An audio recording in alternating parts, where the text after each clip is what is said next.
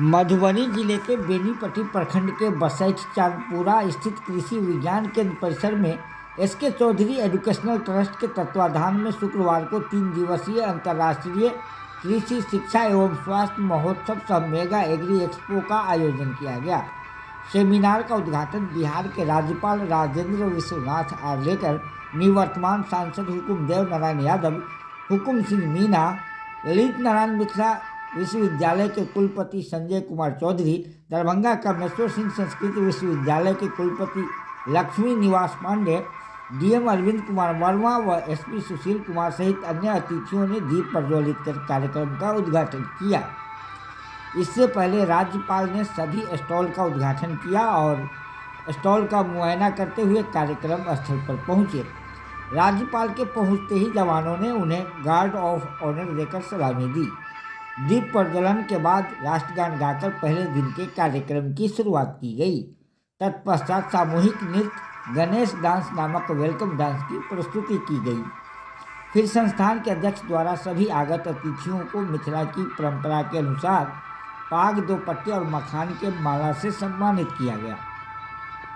इस दौरान राज्यपाल राजेंद्र विश्वनाथ आर्लेकर ने कहा कि डॉक्टर संत कुमार चौधरी ने प्रधानमंत्री के आह्वान के अनुसार कृषि क्षेत्र के विकास हेतु विशेष प्रयास किया है।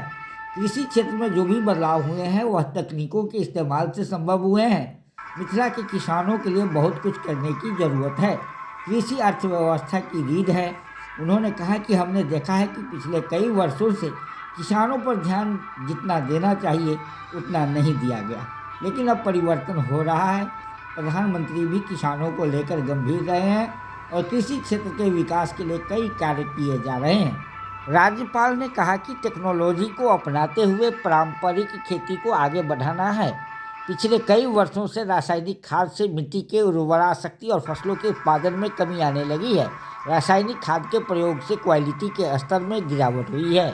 एक बार फिर से पारंपरिक खेती करने की ज़रूरत है और इसके लिए यह ज़रूरी है कि पारंपरिक खेती क्या है इसे समझने की बारीकी से ज़रूरत है। हवा, पानी, मिट्टी पारंपरिक खेती के मूल तत्व हैं। उन्होंने कहा कि पारंपरिक खेती से एक ओर जहां 27% लागत कम हो जाती है, वहीं 58% उत्पादन भी बढ़ जाता है। और यह मैं नहीं कह रहा हूं, बल्कि जो लोग रिसर्च करते हैं वो लोग कहते हैं। 2 लाख किसान हिमाचल प्रदेश में नेचुरल पद्धति से खेती करते हैं। हमने वहां के राज्यपाल रहते हुए यह जानकारी प्राप्त किया।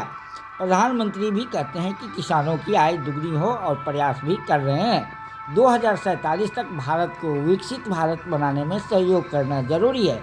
उन्होंने कहा कि किसान आत्मनिर्भर होंगे तो विकसित होंगे और जब वे विकसित होंगे तब देश भी विकसित होगा। हमें विकसित भारत बनाने के संकल्प के साथ काम करना चाहिए। वहीं पूर्व सांसद हुकुमदेव नारायण यादव ने कहा कि मिथिला की धरती विदेह की धरती रही है और प्रभु श्री राम की धरती देह की धरती रही है। जब कोई विदेश से आकर देह में मिल जाता है तब व्यक्ति महान हो जाता है। उन्होंने